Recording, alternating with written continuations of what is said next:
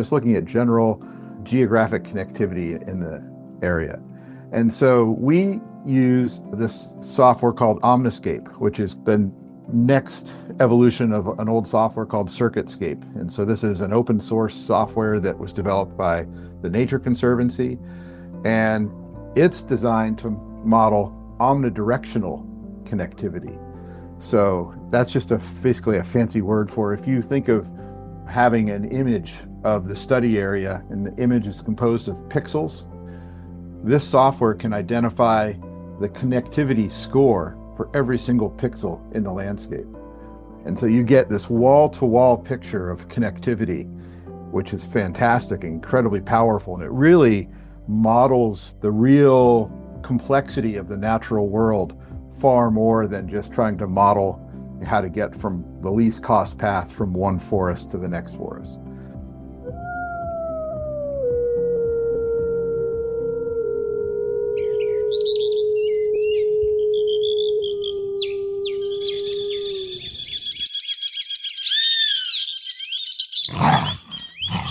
You're listening to the Rewilding Earth podcast.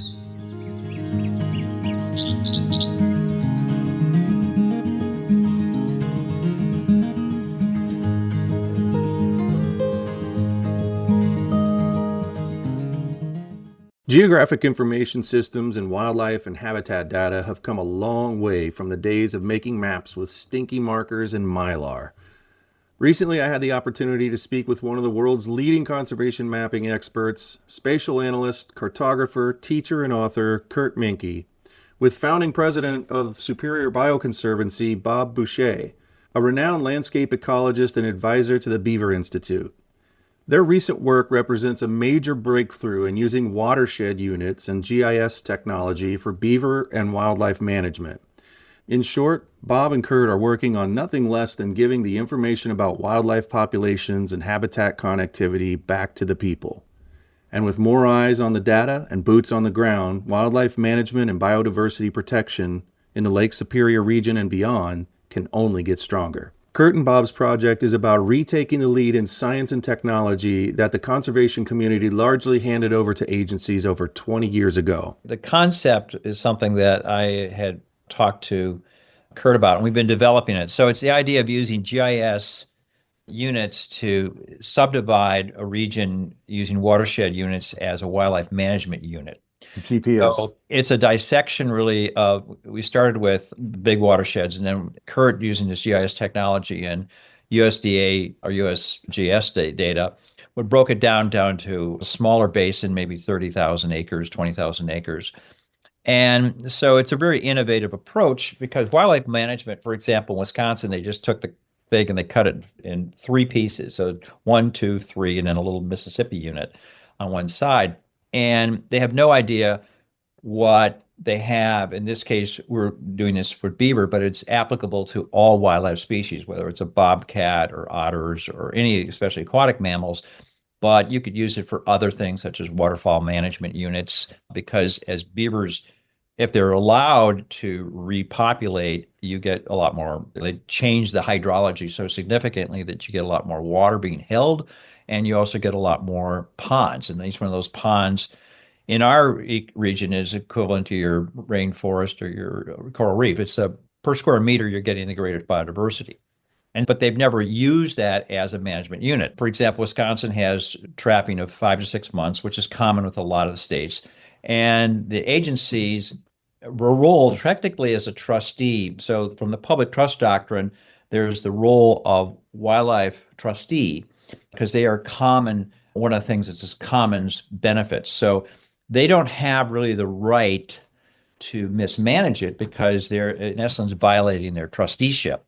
So the way it would be this: if you had your own trust, whatever the asset was, in this case, wildlife is the capital, and that asset, if it's mismanaged, if the trustee is, quote, allowing someone else to embezzle it, or they just don't pay attention to it, they've taken that asset and diminished the quality, which is yours and my property, is on common land. So even that, it also transcends, it's not just public lands, this is also true on private lands. That person who owns the land does not technically own any of the wildlife. And so when you put it into a GIS unit, let's say you're going to have trappers, and this is this 30,000 acres base. The trapper would have a permit to go into that zone and could trap. However, let's say there's 100 beavers in it, and let's say they feel that they can take 10 of them. Once that would happen, the trapper using similar, I don't know if you've ever seen Onyx Hunt, but it's, or in some of the maps that use GIS, as you're walking on trails, you know where you are on the trail. And you basically, it's a GIS tool that allows you to know whose land you're on. So it says it's public land or you're on Mrs. Smith's ranch. And then if you're, let's say, have a permit to hunt or trap or fish on that unit, you're allowed to. So it allows the agency really to allocate the resource. And then if there would be responsibility for the individual using it, he has a license to say to hunt, that he registers his take when he does it. So if that percent, that's once that 10 animals would be taken from there, the zone would get closed and would automatically close. So if someone would be using their phone, for example, to navigate, they would be on it and they would know that, oh, that closed yesterday. I can't go there anymore for that species, for example. So we have the GIS technology, and Kirk has the skill set to use this and subdivide these units and tie them in with the GIS part. The thing that's also really important about it is that you would have improved baseline data.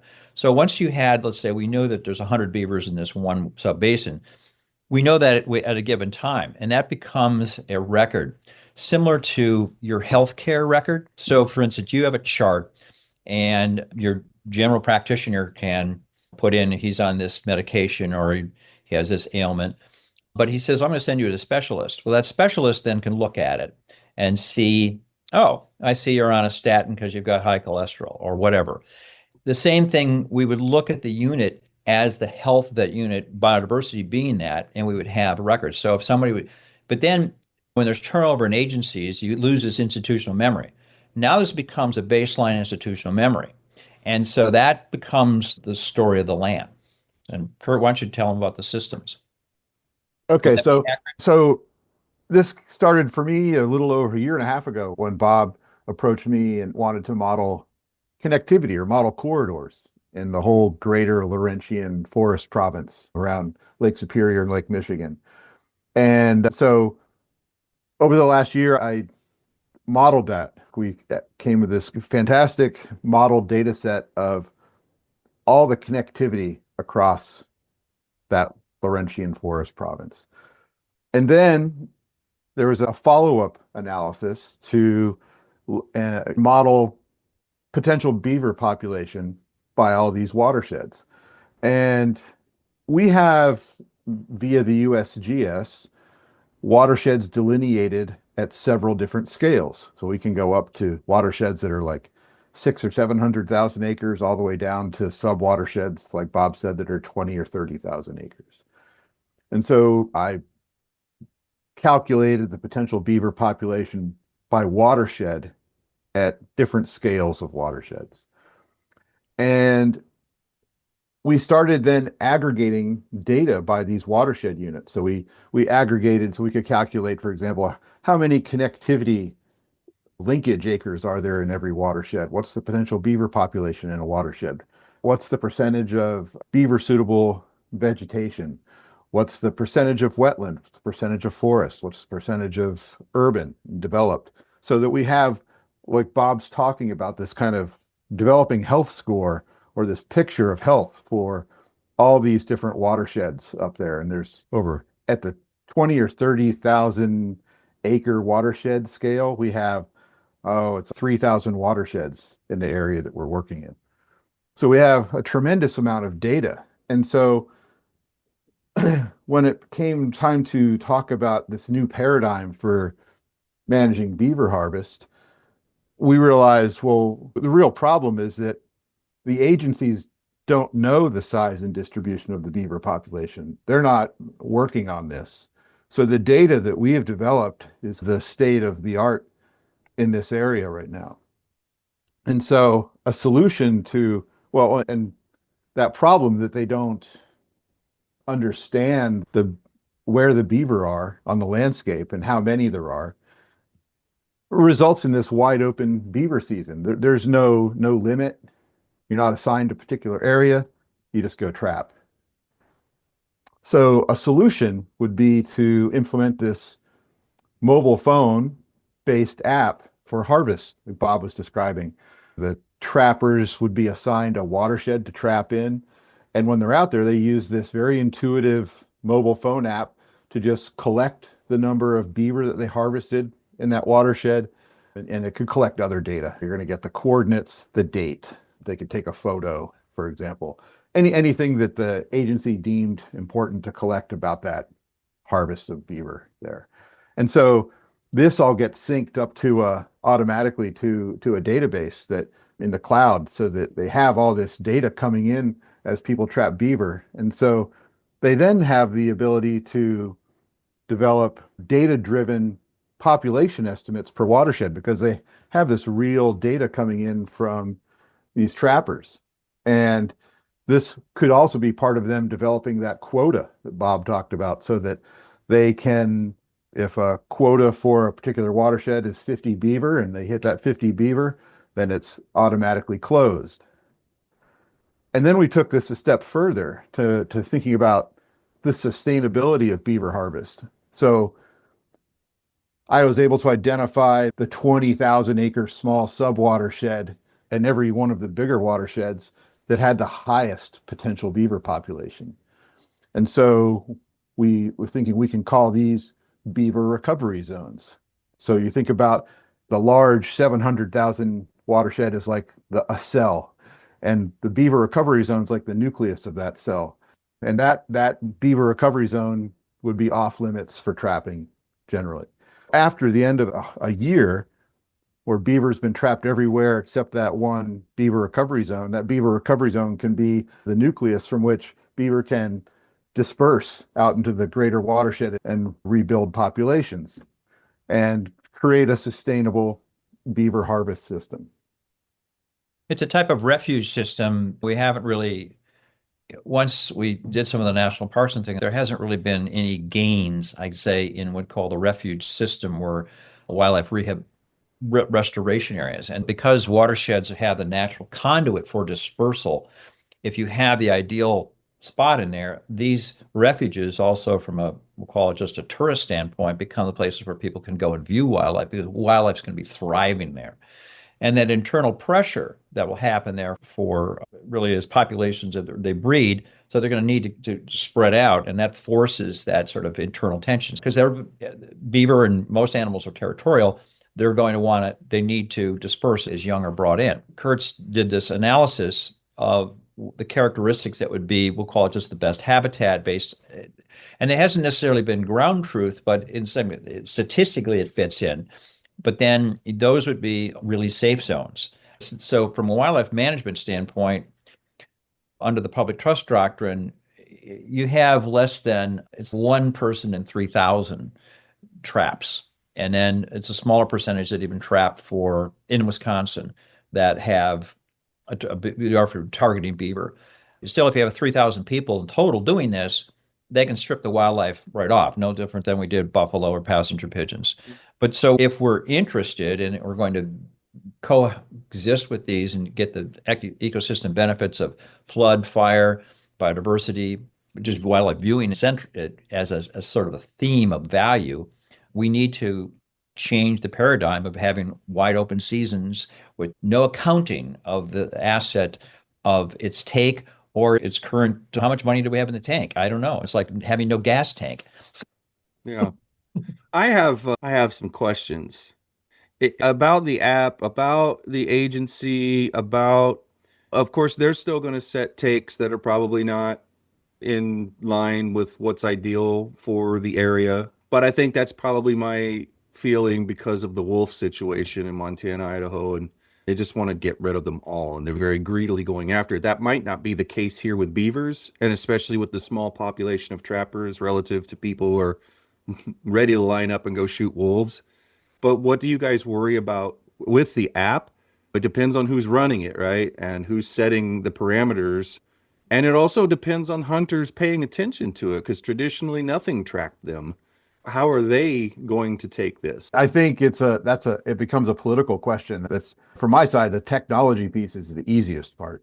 Yeah. But getting a trapper to use a mobile app, depending on their technological literacy, may be a losing game. For some people, they may not want to use it or may not know how to use it, and certainly there has to be some kind of carrot offered by the agency, some enticement to get them to use this. And so that's something that the agency has to come up with at a certain point, for sure. So there are certainly issues with implementing a system like this. The idea is fantastic. The idea of compliance has always been when game laws were first installed, and poaching still continues no matter what laws you have. But for example, the adoption of phasing lead shot out of waterfowl hunting, that, basically you tell them and then you require it. So there's this getting compliance of hunters, but you can simply do it in that you then apply to, let's say you've traditionally trapped in this, but then you have to apply to trapping it. So if you've got 50 trappers and they're all going to the same zone, they're just going to strip it. But you would have to have a quota, and it could be a lottery, no different than lotteries are done with a lot of wildlife management. So to Kurt's point, the management could be designed in such a way that there's compliance. Most wildlife agencies, they have poacher hotlines, and they attempt to, I think in good faith, to assume that there's going to be people are going to follow the rules. In other words, if you can shoot 3 pheasants, you're going to shoot 3 pheasants, and then you're going to stop. You're not going to keep shooting. And on that given day, so there's a take and there's a limit. It's whatever it is, 5 fish a day, 10 fish, slot sizes. Fisheries is managed that way. I've had a hunting license for over 60 years. Primarily, I'll really hunt is because I have a couple of dogs, some upland birds like pheasants. But in my life, I have hunted a lot of different species, big game, small game. And so I think I understand the culture. I think that it would just be a matter, really, it's more the agency adopting it. And there's been this resistance because, for example, in Wisconsin, since 2014, they haven't even made any attempt to make any population estimates. They don't count them. So if you're not, when a tagging system used to be, so we knew how many tags we had. In theory, you might know where they were if there was a zone. Mm-hmm. And then you would, well, we took too many or we didn't take that many, and whatever they feel is the thing. But they haven't recognized, in this case with beavers, they haven't recognized that they're really a hydrological element, and you need to have a certain density of them to get the benefits of all this water retention. And you don't get that if they're on the run all the time. If you have a 6-month season and they're not recognized as an element of healthy streams for flood mitigation, for reconnecting watersheds to floodplains, and then all the other subspecies that people don't pay attention to, the little fish and forage things that live on these edges of whether it's an oxbow in a stream. So this is a really powerful tool, especially the baseline data going on forward. And it may be something that may even require litigation. Wildlife is a public trust resource, so it has to be held in trust by the government for the benefit of all citizens, not just the person who pulls the trigger or has a trap. There's a prohibition and this is this North American model of wildlife conservation, of commerce of dead wildlife. So we had the Lacey Act in 1918 that said you could no longer shoot waterfowl or deer and then take it to a restaurant and sell it. That didn't happen with fur, but that was 1916 or 1918. And so fur, they thought beavers were actually going to be extinct, going like passenger pigeons and buffalo. So fur never got into that, we'll call it protective covenant. And then the other part is there needs to be a rule of law. So this is wildlife management law, so that there's enforced by a state or federal agency.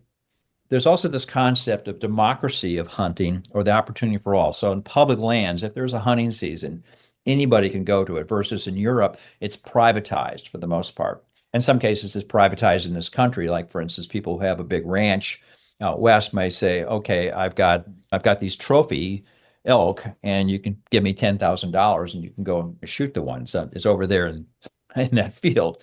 So it's not really the fair chase idea. And then, so wildlife's also supposed to be considered an international resource. And this has to do more with migratory species. So there needs to be cooperation between countries and states especially with waterfowl. And then there's a responsibility for scientific management. And also one of the last things, there's an ethics thing, a fair chase, that wildlife can only be killed for legitimate purpose. There can't be any killing contests. There should not be just shooting coyotes to see if you can hit them, or prairie dogs. And so it's something that you're going to use as opposed to waste. And so those concepts are somewhat followed theoretically, but in many cases they're not, in terms of really law in wildlife management. I had a picture too of, if a trapper was not using this, an agency person could hop out of their truck and certainly have it in their hand and prove to the guy right there that he's not in the right area, or he's overhunted this area or whatever else. A tool, I think, sounds like a great enforcement tool, at least to bring proof to the charge that, you know, a hunter was most certainly not in the right place or doing whatever wrong thing. So maybe it's not so bad that if you don't have 100% adoption, the tool's still useful for an enforcement side or a proof side. Yeah, it certainly could be, because you would, and also in theory, since everybody pretty much has the smartphones, even, you know, and in many cases you need them for tickets, and there's a lot of things where you can't really get through an airport or a lot of places without having some sort of technology. So the adopters, and I wouldn't say, I would call trappers a very late adopter of technology as a group. Yeah, but a similar platform could also be used by citizen scientists to collect data, collect data for where beaver lodges are, for example, so that you could have university participation and community participation in building a database on what's happening where. See, that immediately fills me with a sense of, all right, there's a third party here involved now, and it's universities and citizen scientists, and it's always a great idea to put a tool in the hands of anybody that's local that wants to do this stuff. You're building more interest, and therefore hunters are certainly going to eventually hear about all of that. And if they do something wrong, they're really going to hear about that most likely, because of the people who are out there, right out there with them, doing the studies, doing the inventories and things. I think that's you awesome. can have a program like map your watershed or something like that. People would be really excited about that. Oh, yeah. And having that baseline, for instance, birders, which are one of the biggest groups, you could have these ideal watersheds during this window of time. For instance, migratory warblers come through here from May 10th to May 20th, and this is the hot spot for going to see Kirkland's warbler, because they come through in mass and during that window. And so you could have, and so that becomes a data point which adds value to the biodiversity, and potentially down the road someone said, well, we can't put a pipeline through there because it's got this and this, and especially with endangered, threatened species and sensitive habitats. That would be a way to really fix that into the health record. Yeah. And part of this we're not really talking much about is the connectivity analysis too, and which is more easily shown than discussed. But the citizen scientists could go out and help us field truth that connectivity analysis too, to see if some of those critical riparian corridors we found from our analysis are in fact there or not, and what's going on the ground. Yeah. Yeah, we've married this concept of watershed units with this large public land. And Kurt, why don't you tell me a little bit about how Omniscape fits into this in terms of where this generated and how this connectivity, because this then also raises the importance of certain watersheds for being protected at a higher level, because it might be the only thing that's really connecting two big chunks of public land. Well, connectivity science has been evolving for decades at this point. And so we have this Laurentian Forest Province is a pretty large, complicated region with lakes and water, all sorts of things going on. And so there was a lot of thought given to what kind of approach we should use to model riparian habitat connectivity here. And we didn't have the classic situation where we want to know how deer get from habitat block A to habitat block B. That wasn't what we had. We wanted to model not a species specific linkage, but what they call structural landscape permeability, which just means that we're not basing it on a single species. We're just looking at general geographic connectivity in the area.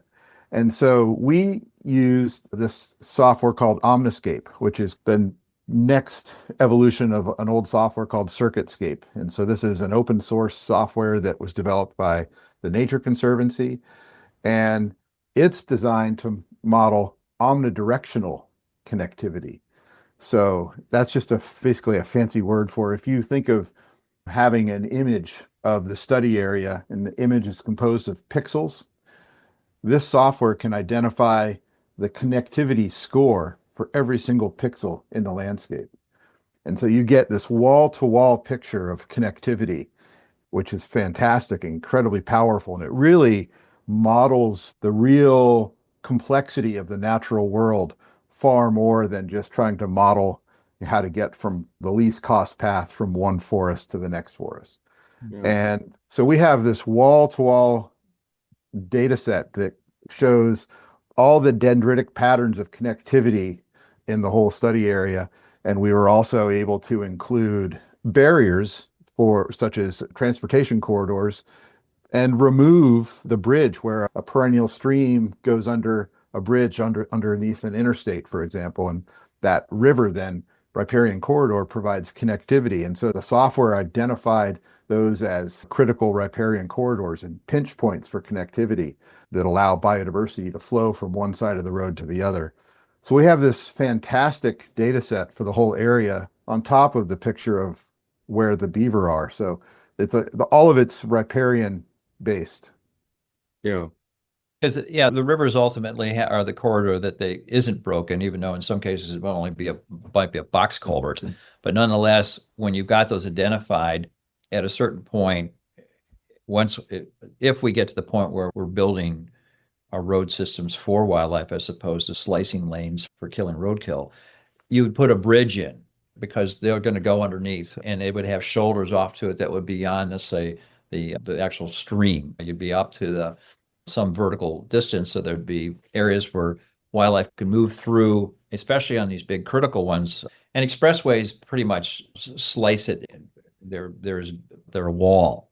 And I think of how is a turtle going to cross a expressway anywhere? They're not. In Ben Goldfarb's book, Crossings, where he identified this problem with roadkill and also breaks in biodiversity ability to even cross, that we valued those pinch points higher and we wanted to identify those. So this is a 100,000 square mile area. It's a big area, but it's really one contiguous lobe of this lower boreal forest as it comes across. And it doesn't have much agriculture in it, percentage-wise. So it's mostly still forested. So its intact system is really one of the bigger lowers in the 48. Because we have a higher amount of rain, 35 inches of rain or so, we have, and we don't have necessarily mountain ranges in it, we have the potential to have really high productivity in terms of biodiversity recovery. It's ideal beaver habitat. We already have the biggest recolonization of a large carnivore in the lower 48. So we went from 200 in 1973 wolves, and we've got 4,200 or 400 right now, going to 200 to 4,000 plus. And the forests have recovered because of that. And beaver on the menu for them, of course. And the system of wildlife management now, we can look at it more scientifically. We can have a baseline study, and this crossover, this omniscape that Kurt is brilliant at, really, to connect the dots. This is a real game changer for wildlife management in North America, or the world, really, because it's applicable anywhere. In this system, it works pretty well. We have 21 million acres of public land that we're trying to link together. And you have carbon storage potential here. You have climate resilience. You have Lake Superior, which is the most important. So this is the southern whole border of Lake Superior. And really, if we're going to approach this for our own well-being for the next 500 years, we should not have any trapping in the Lake Superior Basin, because that structurally protects the lake itself, which is the most important freshwater body in this hemisphere. And freshwater represents only about 3% of the total water. Protecting that, this is the new paradigm of what we'll need to be doing. Yeah. You're listening to the Rewilding Earth podcast. Did you know we also publish insightful and inspirational content from leading rewilding scholars, poets, artists, and organizers from around the world? You can visit rewilding.org and sign up for our weekly digest to receive brilliant, fresh insights on everything rewilding. You'll find over a decade of articles and news from the front lines of wildlands protection and all kinds of restoration efforts. Check us out at rewilding.org, and don't forget to share it with friends. I think this is just a philosophical question, because this is a podcast and people like weird little things like this. Maybe it's not a weird thing. There's no going back, and I don't want to seem like I'm arguing against using technology that's been used against nature in the past. And so we're getting more data points. We have more citizen science. They're putting more real data into the system. We're learning more and more about populations and connectivity by the day. But so are the enemies of nature, because everybody has it and they can use it. Are there any things that you guys worry about with nefarious use of these tools? Because it doesn't just open the world up for us to study, to know, to advocate. It opens the world up to them a little bit more too. Or is that probably late stage and you guys are developing and you haven't really wanted to think about that kind of stuff yet? No, that kind of brings us to another point, is that we wanted to make all this data available to everyone. We wanted to democratize this information. Mm-hmm. And so it is up on the Superior Bio-Conservancy website. And we have two different web mapping sites up there, one related to beaver, one related to connectivity, that are both tied together, and you can explore your watershed on those websites. So you can go in there and actually see what we've created in the data. And it's a tough one. The political climate is challenging, especially now, but I can only hope that all you can do is try your best and have good intentions. And that's why I get really excited about citizens science, about getting people involved, because the more people involved, the more eyeballs out there, the more boots on the ground, the better. Because I think trapping especially connotes some sort of very loner thing. And nobody's watching trappers. Where are they even? They're nowhere near any trails. You never see a trapper. You never see traps for the most part, unless the guy doesn't know what he's doing. I think that's what's really nice about this, is it's just turning on a great big light and saying, here's everything. Everybody needs to fall in love with this. Pick it up, take your part. If you want to work on connectivity, you want to work on beavers, whatever it is, but use it and get out there. And maybe the best way to protect against nefarious uses of things is to get as many people involved as you possibly can, which would be the goal of any citizen science program in the first place. Yeah. And another piece of that puzzle, which Bob can tie into and talk more about, is the tribes. There's a lot of tribes in this area, and we wanted them to have the same access to this data as everyone else and feel included. A good portion of this, the Ojibwe tribes, there's 11 bands, but almost the whole overlay, not all of it, but a good portion of it, they have what's referred to as usufructuary rights, the rights to hunt and gather. And so that's on the 21 million acres. And so they had to go to the Supreme Court to defend these rights. And they have a thing called the Voight decision, and they have a Voight, actually, intertribal council that's a watchdog to make sure that those rights are upheld. And for example, so when we calculated, let's say one watershed could have 400 beaver in it, technically, this would be, in the cases, there's not one watershed that has, other than if it's a national park, like Voyageurs National Park, has the full carrying capacity there, because they've been depleted. So let's say there's 400 there, and let's say the take would be 10% of that a year. The 40 beaver could be harvested from that. However, they're entitled to 50% of whatever that harvest is. But before you can get to that quotient, that higher number, you'd have to have the capital to have it there. What's the interest on the return on investment? So if you've got $100,000 and you're getting 5%, you're going to have $5,000. That's the take. That's your capital that's generated off of that. If it's not there, then what has happened is the trustee relationship that the federal government has, which they've deferred to the state, and the state is mismanagement. The state has, in essence, embezzled their natural capital. But this now is a tool to say, well, how many do you have there? Well, I don't know if we could have a season there, and how come there's no more river otters? We're not seeing it anymore. So part of the problem with the trapping is that, one, it's unregulated. Two, nobody knows where it is or what the capital is. But the other part is it's really a very non-targeting thing. So, for example, for every beaver trap, if they use an underwater set, it's called a conibear. It's a drowning trap, body gripping trap. And Wildlife Services traps a lot of beavers for nuisance because they don't do any non-lethal. But for every 12 beaver they catch, they're going to catch an otter.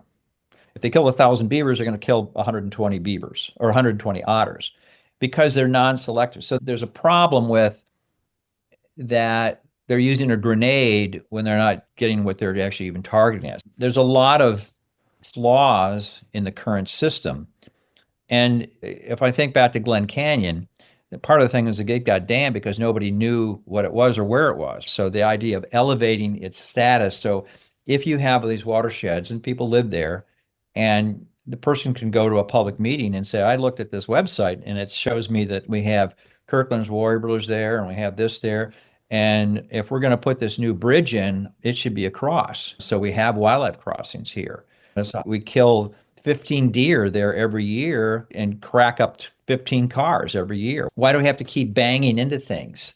The tools for democratizing this, that a person who may not necessarily he may have a relationship to this land and he cares about it, but this ideally will give him, if there's a developer or an extraction thing, whether it's a mine, whether it's a timber harvest, whether it's a different roadways or changing roadways, this gives at least a springboard for defending resources and the planet. How proud would you guys be if somebody held up the app on their phone at a hearing to demonstrate that someone has just said something very incorrect about an area? You're also talking about, just to get people to really understand this, most of the stuff that you're making available to the public is stuff that only the states were privy to, if they had it at all. And so they were making decisions and they're like, no, we know better than you because we know where this all is. And you never got to see what they were talking about. You had to just trust me, bro, kind of thing. And now you don't have to trust anybody. You have your own tools. It's the same database you're reading off of. Everybody's got the same playing field. And I think that really actually can only help us conservationists to move forward. I've always had a dream that someday a billionaire or someone will fund the ability to look at this on a global scale, the way that the granularity that you're able to get to now in your area. What would that be like? I've thought all over the world, and you can just pull something up. Now there's a lot of big data sets out there, but it's still nowhere near us being able to type in where you guys are studying or where the highest concentration of data is in your study areas, having that all over the place. Do you ever think that you're part of that future thing where we're going to be able to do that practically anywhere in the world and have so much granularity? It's, no, we only have this many zebras left. We know down to the zebra or whatever. I think I was telling Bob, for me, this is a little bit of a throwback project, technologically, GIS wise, because if I go back to the beginning of my career in the early 2000s, there were a lot of small conservation nonprofits in the Western US who were doing the groundbreaking research on connectivity, and the agencies didn't have anything. And then at some point that flipped, and a lot of these little NGOs started getting staffed up with attorneys and doing policy and getting away from the science, and the agency started developing all that. And this is a throwback 20 years ago, where it's a small nonprofit that has the best data for the whole region and better than anything the agencies have. And it is exciting to be able to have confidence that we have some really good data here. And well, look at Sky Island Alliance and other groups that are out there producing more data than they can sometimes handle because they have to go through all those camera trap photos and they have to identify what they're looking for. But anyway, and they have to have huge volunteer base to both handle the camera network and also go through all of the stuff. But it's there, and that is way more in that region than any agency has going on. I can almost guarantee that. And I bet you that sometimes the agencies want to reach out and tap them on the shoulder and say, hey, can we have some of that data you got there?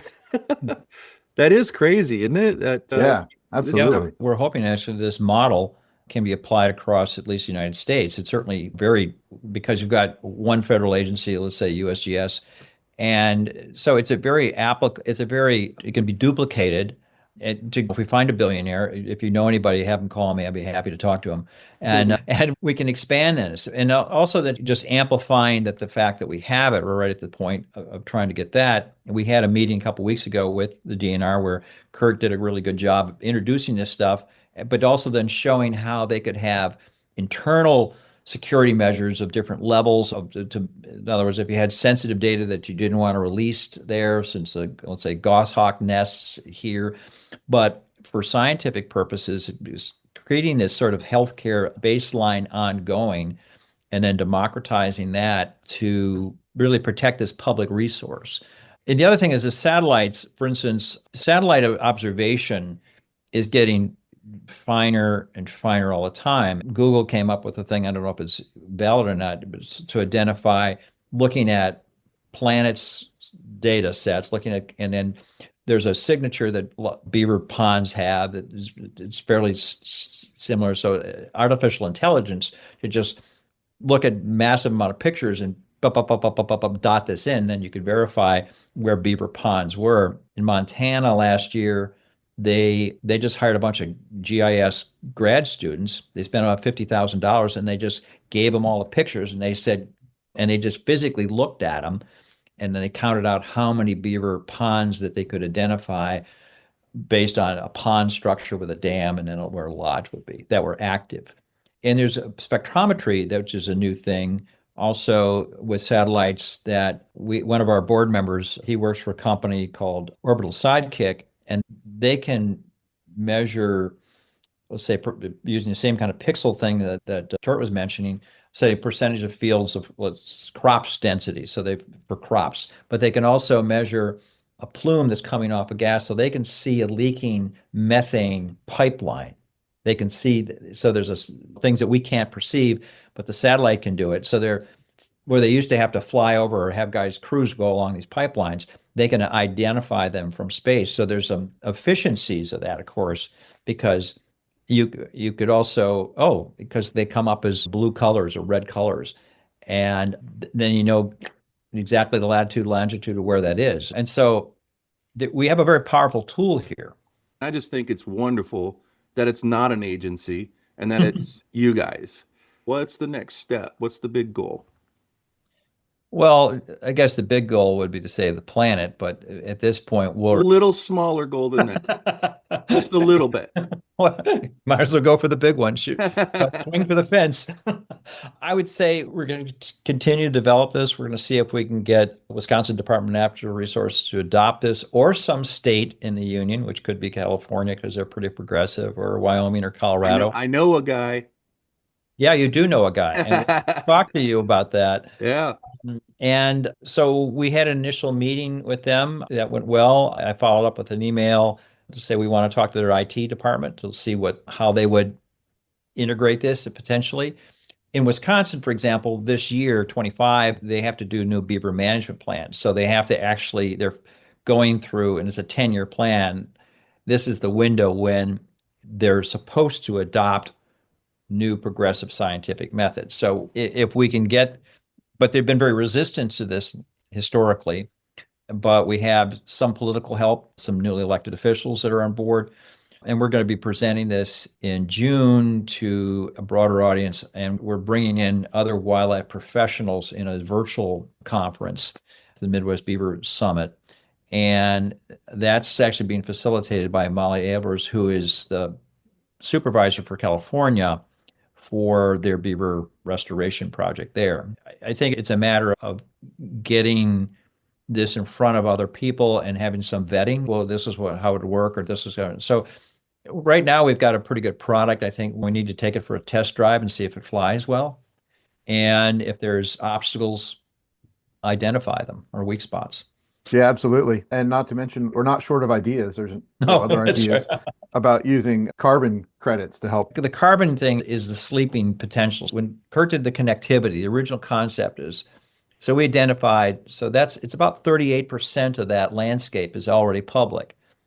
And the idea of E.O. Wilson, if we can get to 50%, then we can maintain a system. So we're thinking, let's add another 7 million of private lands that would be these corridors, these linkages that are critical. That is either In some cases, somebody's 100 acres for their deer camp. In some cases, it might be an industrial forest of 20,000 acres of some Weyerhaeuser type company.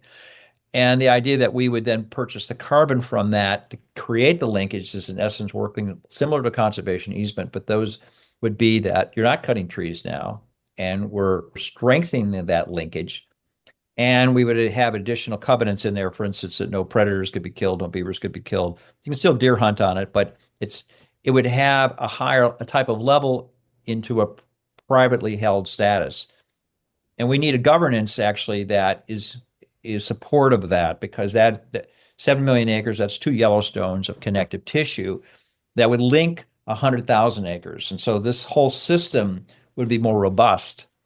And the United States needs to take a leadership role in climate and carbon sequestration and weaning ourselves off this plastic and fossil fuel lifestyle that has evolved in the United States. And our carbon footprint as American citizens is so high, we need to take a step back and look at land use, consumption, et cetera, in a different paradigm, that we have an ethical approach to the planet, which is a missing thing.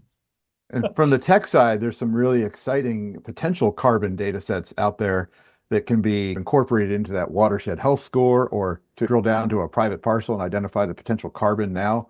And some of those have been deemed to be like 90% accurate. So some pretty good filtering you can do from space on a parcel's potential carbon to start prioritizing parcels for protection in that way, along with the linkage data. Yeah.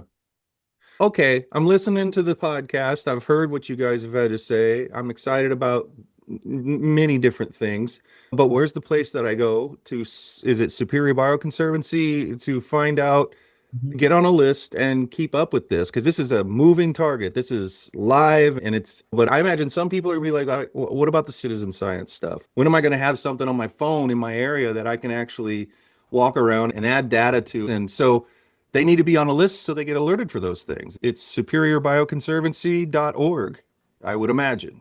Yes. Yeah. Okay. And they can look at the maps and they can play around. At this point, we don't have the capacity to add data, but we look at something as potentially a partner, let's say a university or the state, in some ways having that, like we'll call it the Commons Library, where that would be cloud-based, but nonetheless protected and have some degree of security to it. Yeah. Yeah. Kurt, during this whole interview, has been sharing little nuggets, little links to maps and things. So, as always, no matter where you're listening to this, if you go to rewilding.org/pod and look up this episode with Bob and Kurt, you will find a whole bunch of extra credit at the bottom of this page. And that will be links to all of these maps that you weren't able to see today because this is an audio podcast. And then we talked a very spatially and graphical kind of thing the whole time, which I know bothers Kurt. He's like, I want people to see these maps. That's how you understand this stuff. Well, to see those maps, go to rewilding.org/pod and check out this episode, because I'm sure Kurt will be feeding me a lot more links between now and when this runs. Is there anything else you would like people to do or know to support you guys and to find out more about all of this? Well, if they go to Superior Bio-Conservancy, certainly we would appreciate any donation of any amount.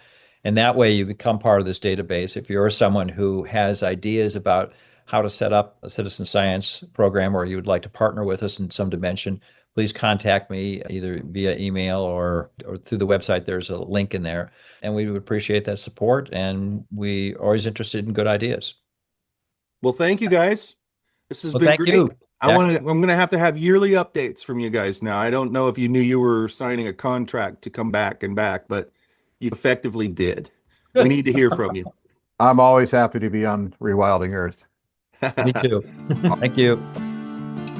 Thanks for listening to the Rewilding Earth podcast. We do what we do because of you. This podcast is supported by listeners like you who long to live in a wilder world. Please consider donating at rewilding.org and subscribe to our weekly news and article digest while you're there. To go the extra mile, you can follow and share Rewilding Earth on Instagram, Facebook, and Twitter. Bonus points for sharing this podcast with your friends. To listen to past episodes, go to rewilding.org/pod. That's rewilding.org/pod.